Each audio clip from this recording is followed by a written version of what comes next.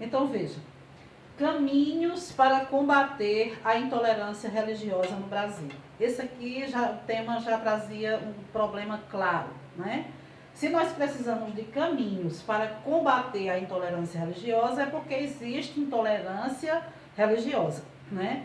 E todo tipo de intolerância é um problema, porque normalmente com a intolerância vem a violência, vem o desrespeito ao direito de escolha do outro, né?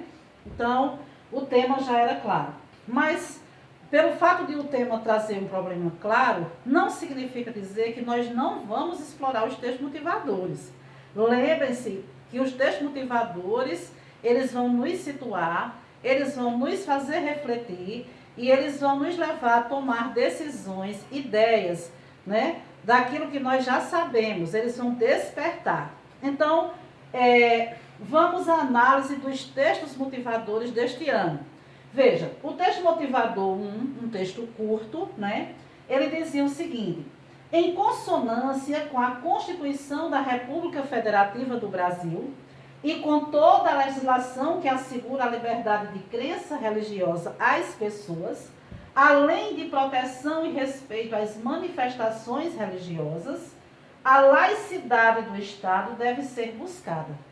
Veja que interessante essa parte aqui do texto. A laicidade do Estado deve ser buscada. Ora, nós somos um país laico, né? Então, se está dizendo que a laicidade do Estado deve ser buscada, é porque essa laicidade está sendo comprometida, né? Esse direito de escolha da religião está sendo comprometido, afastando a possibilidade de interferência de correntes religiosas em matérias sociais, políticas, culturais, etc. Tá vendo? Então, porque o país é laico, mas existem ainda manifestações contrárias a determinados tipos de escolhas religiosas, nós precisamos, olha, nós interpretando. Lembra da palavrinha boa também? Interpretação. Não é paráfrase, é interpretação. Então, nós estamos aqui interpretando, né? Não é... Nós ainda vamos buscar essa laicidade, é porque ela está comprometida.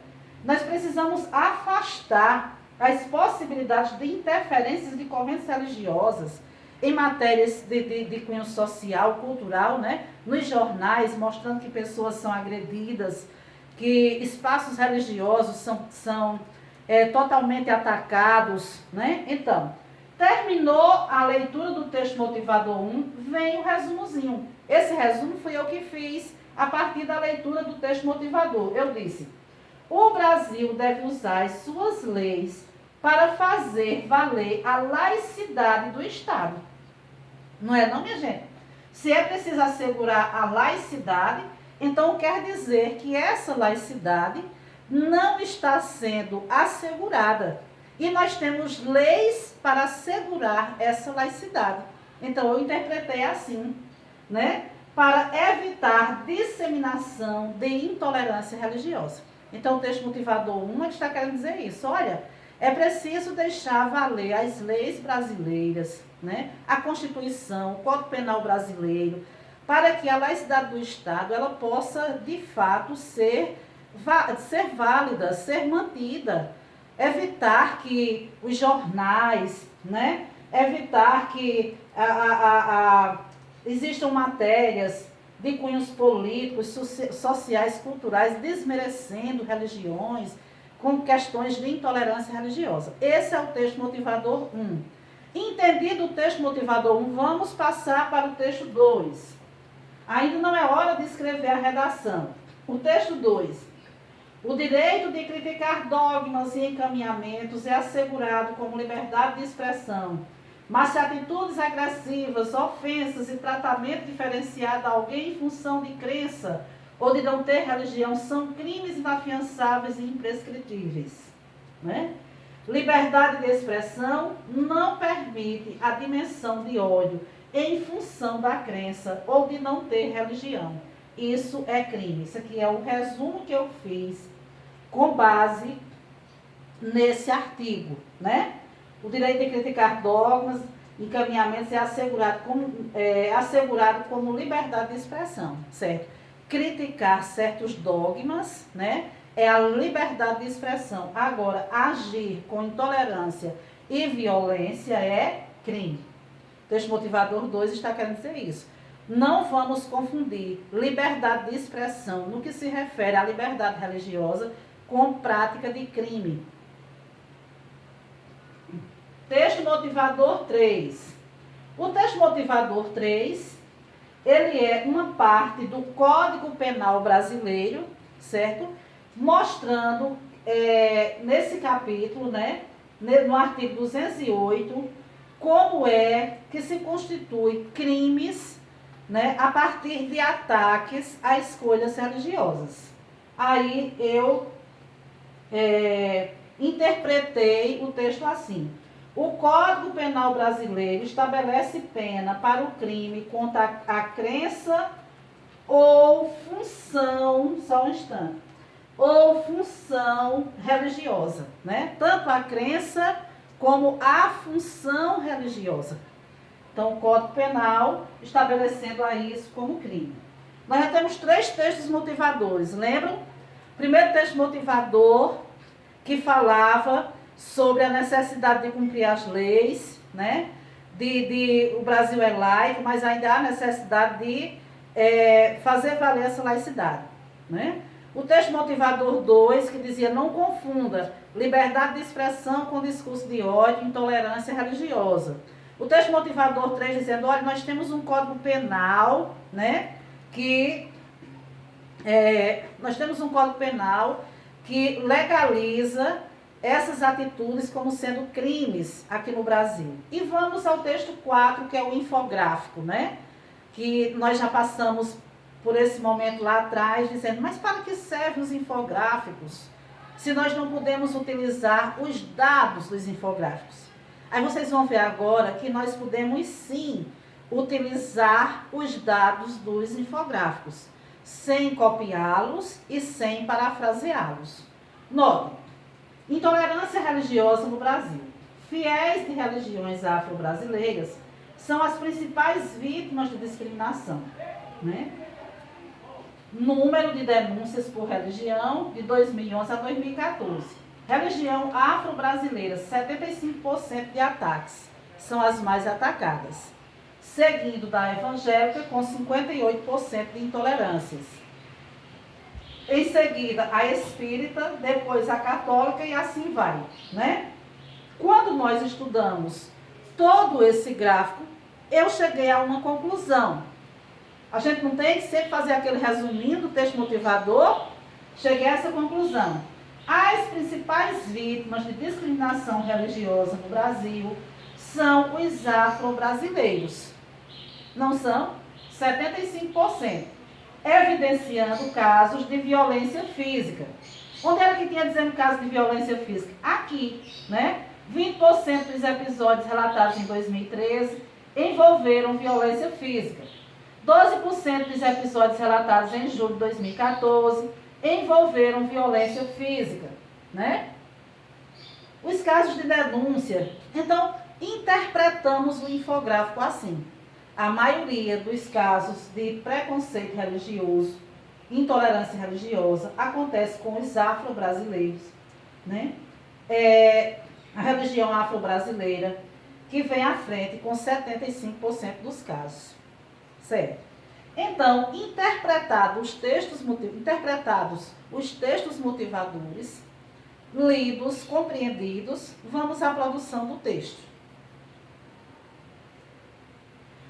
Agora vamos para a prática, né? Vamos ver se esse menino que fez esse texto, Orgulho Machadiano, nós eu trabalho muito com esse texto, eu gosto muito desse texto. Esse menino que fez esse texto, vamos ver se ele tirou nota 1000, vamos ver se ele pegou alguma coisa dos textos motivadores e como foi que ele pegou essa coisinha, entre aspas, né, coisinha entre aspas, dos textos motivadores. Como foi que ele fez isso? Ele interpretou? Vamos ver. Ele começa, né, e para quem sentiu dificuldade em fazer sua introdução, como eu disse, a maioria dos textos teve dificuldade de apresentar um problema, e de apresentar a tese, que nós vamos trabalhar isso em um outro momento mais detalhadamente, mas nada impede que você, nesse momento, preste atenção como é a introdução, né? Você já vá se apropriando de como é essa introdução. Então, esse menino leu os textos, né? E ele começou a refletir sobre os textos, certo? Certamente ele disse, olha, intolerância religiosa, isso é questão da sociedade, né? É a sociedade que está tendo essa intolerância. Por isso chega a confundir liberdade de expressão com intolerância religiosa. O país é laico, mas não tá, isso não está dando conta de garantir a liberdade de escolha da religião, né? Temos um código penal organizado, mas mesmo assim também não. E percebemos que a maioria são os afro-brasileiros, né? Então, ele pensou sobre isso tudo, ele disse assim, aí ele lembrou de Brás Cubas, de Machado de Assis, aí isso suscitou ideias para ele. Ele disse, nós estamos numa sociedade que, nossa, que sociedade é essa que nós estamos? Não combina com a função social de uma sociedade. Não combina com o para que veio a sociedade, um conjunto de seres que se interligam, que se interagem, que se respeitam em torno de um objetivo comum. Então, não está combinando. Aí ele lembra da obra Memórias Póstumas de Brás Cubas, do último capítulo considerado das negativas, né? Onde Brás Cubas, uma personagem arrogante, que levou o romance todo sem nenhuma conquista, e aí no final, como ele é uma personagem que não dá o braço a torcer, como se diz, né? Ele vai mostrar um capítulo dedicado às negativas, tudo que não tinha dado certo na vida dele. E uma das negativas é não ter tido filhos. Mas aí ele vê isso como bom, né? Ele vê isso como bom para não deixar para ninguém o legado da miséria humana que era a vida, certo? Então o menino usou esse pensamento de Memórias Póstumas de Brás Cubas. Olha como ele fez. Brás Cubas, o defunto autor de Machado de Assis, diz em suas Memórias Póstumas que não teve filhos e não transmitiu a nenhuma criatura o legado da nossa miséria. Aí você diz, o que tem a ver esse contexto com intolerância religiosa? Ora, gente, é uma miséria ser intolerante. Não é não? É uma miséria você não ser respeitoso, não saber viver em sociedade, não saber viver em conjunto, em coletividade. Isso é uma miséria, né? Existem várias coisas que traduzem a miséria humana, a violência, né? A inveja, a intolerância, certo? Muitas coisas traduzem a miséria humana. Então, Brás Cubas, ele lembrou disso, que Brás Cubas disse que, mesmo tudo tendo dado errado para ele ainda teve um salto positivo, que ele não deixou, não transmitiu a nenhuma criatura o legado da nossa miséria, certo? Contextualizou, ele está querendo chamar a atenção do leitor para dizer o quê? Que viver sob intolerância religiosa, debaixo de ações violentas que impedem a execução de sua crença, isso é uma miséria, certo? Agora ele vai apresentar o problema. Talvez hoje ele, Machado de Assis, percebesse acertada sua decisão. A postura de muitos brasileiros frente à intolerância religiosa é uma das faces mais perversas de uma sociedade em desenvolvimento. Olha que coisa bonita que esse menino fez, né? Ele disse, note que ele trouxe Memórias Póstumas e ele não deixou lá isolado não. Talvez hoje ele percebesse acertada sua decisão. Tá aqui, sua decisão, essa decisão está aqui de cima. A postura de muitos brasileiros frente à intolerância religiosa. Olha o problema aqui, minha gente, olhe, intolerância religiosa. Tenha cuidado para isso. Tenha cuidado para isso. você deve apresentar o problema claramente. Está aqui o nome dele, intolerância religiosa. Ao fazer sua introdução, veja se esse problema está lá. É uma das faces mais perversas de uma sociedade em desenvolvimento. Então, o problema é esse. Ser intolerante religioso isso é perversidade de uma sociedade que está se desenvolvendo. Agora vem a tese. A tese, você só constrói uma tese que possa ser defensável, que você possa defender. Não vamos construir uma tese que não tem defesa para ela. Com isso o quê? Com essa intolerância dos brasileiros, né? Surge a problemática do preconceito religioso, que persiste intrinsecamente ligado à realidade do país, não é? Da nossa realidade. Seja pela insuficiência de leis, e eu quero chamar a atenção de vocês para este primeiro ponto. Ele disse que existe intolerância religiosa e uma das causas dela é a insuficiência de leis. Aí eu pergunto a vocês, ele usou algum dos textos motivadores? Sim ou não? Sim. Qual dos textos motivadores ele usou? Primeiro texto motivador que dizia que o Brasil não precisa garantir sua laicidade.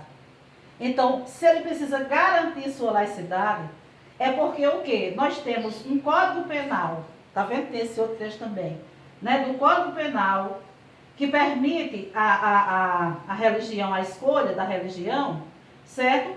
Mas isso não acontece porque nossas leis são insuficientes. E de onde ele tirou isso? Do texto motivador 1. Percebem? Percebem, minha gente? Do texto motivador 1, que dizia que o país precisa buscar a sua laicidade, precisa garantir esse direito. Como é que nós garantimos um direito? A partir das leis, a partir da aplicabilidade das leis. Também, né? Também a partir da educação. Mas aqui ele quis mostrar a partir da aplicabilidade das leis. Vocês estão vendo que ele não fez paráfrase nem copiou do texto motivador 1. Ele não disse assim, o Brasil precisa mostrar que é laico, né? E fazer valer esse direito. Não, assim ele estava parafraseando. Mas ele disse insuficiência de leis. Quando disse lá que o país precisa buscar laicidade, ele interpretou como sendo insuficiência de leis. Estão vendo para que servem os textos motivadores? Deu essa ideia ao menino. Aí vem. Mas não é só por causa disso. Ele disse, seja pela lenta mudança de mentalidade social. Lenta mudança de mentalidade social.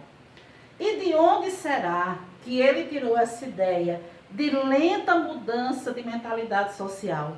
Será que também foi dos textos motivadores? Sim ou não? Sim. Dos textos de 1 ao 4, de qual texto será que ele tirou essa questão da lenta mentalidade de intolerância, né? Lenta mudança de mentalidade social? Do texto 4, né? O texto 4, o texto 2, que falava não confundir discurso de ódio, né?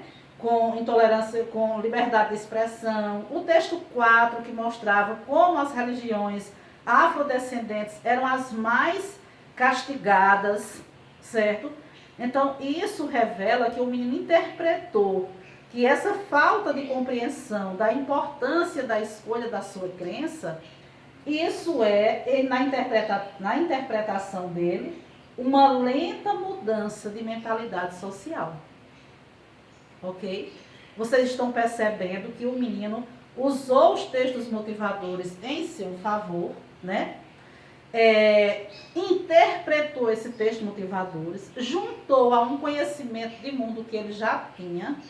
Essa questão de Brás Cubas é de autoria dele. Essa questão de dizer lenta mentalidade social é de autoria dele. Essa questão de dizer insuficiência de leis é de autoria dele. Que partiu de uma interpretação que ele fez com base nos textos motivadores 1, 2, 3 e 4. Compreendem, né? Como é bom, interessante, como a gente percebe o problema, né? Note a tese. Com isso, surge a problemática do preconceito religioso. Na opinião dele, a tese está aqui. A tese começa a partir desse com isso, né? Com isso, surge a problemática do preconceito religioso que persiste intrinsecamente ligado à realidade do país. Então, na opinião dele, né, por causa disso aqui, né, que a gente vive numa sociedade assim, como ele apresentou aqui, né, surge a problemática do preconceito religioso que persiste ligado à realidade do país devido à insuficiência de leis e devido à lenta mentalidade, mudança de mentalidade social. Que é um dos tipos de apresentar a introdução. Não é o único, mas é um dos tipos, né? Mostrando duas causas. Certo, minha gente? Mas deu para vocês perceberem como servem os textos motivadores para que o aluno possa fazer um levantamento de causas, para que o aluno possa levantar ideias. Agora vamos ver como ele defendeu essas ideias. Se ao defender essas ideias, ele teve autonomia ou ele fez paráfrase dos textos motivadores?